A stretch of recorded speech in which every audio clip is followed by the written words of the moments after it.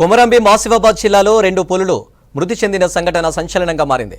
విష ప్రయోగం వల్లే పులులు చనిపోయాయని నిర్ధారించారు అటవీశాఖ అధికారులు. దీనికి సంబంధించిన మరిన్ని వివరాలను ఘటనా స్థలం నుంచి దేవిదాస్ అందిస్తారు. ఆదిలాబాద్ జిల్లా కాగజ్ నగర్ కారిడార్లో పెద్ద పులుల మరణాలు కలకలం రేపుతున్నాయి. పెద్ద పులులు 2 చనిపోవడంతో ఫారెస్ట్ శాఖ సీరియస్గా పరిగణిస్తుంది. ఈ పులుల మరణాలపై నేషనల్ టైగర్ కన్జర్వేషన్ అథారిటీ అధికారులు ఉన్నత స్థాయి దర్యాప్తు చేపట్టారు.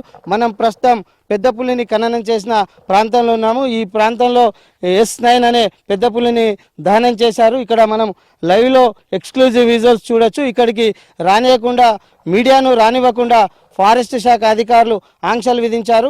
అయితే ఇప్పటికే ఈ పెద్ద పులి మరణంలో అనుమానితులను ఇక్కడికి తీసుకొచ్చి సీన్ ఆఫ్ రీకన్స్ట్రక్షన్ చేశారు. పులిని ఎలా హతమార్చారు, మీరు ఎట్లా ప్రయోగం చేశారు అనే కోణంలో ఈరోజు ఉదయం నుంచి అధికారులు దీనిపై సీరియస్గా దర్యాప్తు చేపట్టారు.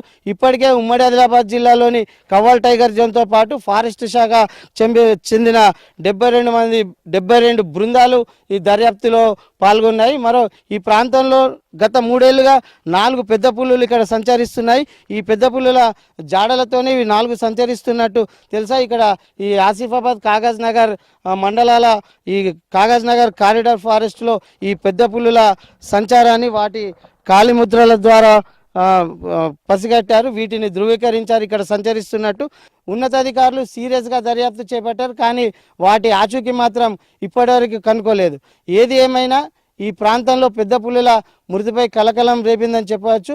ఉన్నత స్థాయి అధికారులు ఇక్కడికి చేరుకొని స్వయంగా దర్యాప్తులో పాల్గొన్నారు.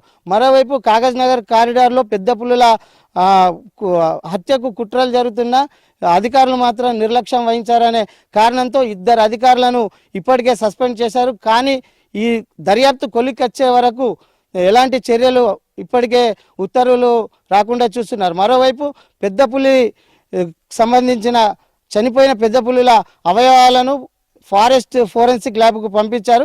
ఈ ఫోరెన్సిక్ ల్యాబ్ రిపోర్ట్ వచ్చిన తర్వాత ఈ అనుమానితుల స్టేట్మెంట్ రికార్డ్ చేసి ఓవరాల్గా ఒక నివేదిక, తుది నివేదిక ఫారెస్ట్ శాఖ కేంద్రానికి అందించే అవకాశాలనే తదనంతరమే దీనిపై పూర్తి స్థాయి చర్యలు చేపట్టి ఫారెస్ట్ అధికారులు కావచ్చు, స్థానికులపై కావచ్చు ఒక చర్యలు చేపట్టడానికి వీలుంది.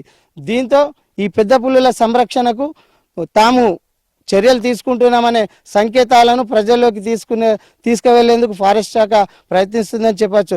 ఏది ఏమైనా పెద్ద పులుల జాడ కోసం మరో 2 పెద్ద పులుల జాడ కోసం ఫారెస్ట్ శాఖ మాత్రం ఇంకా ముమ్మరంగా గాలింపు చర్యలు చేపట్టింది. కెమెరామెన్ విఠల్తో దేవిదాస్, V6 న్యూస్, పెద్ద పులిని దహనం చేసిన సంఘటన స్థలం నుంచి.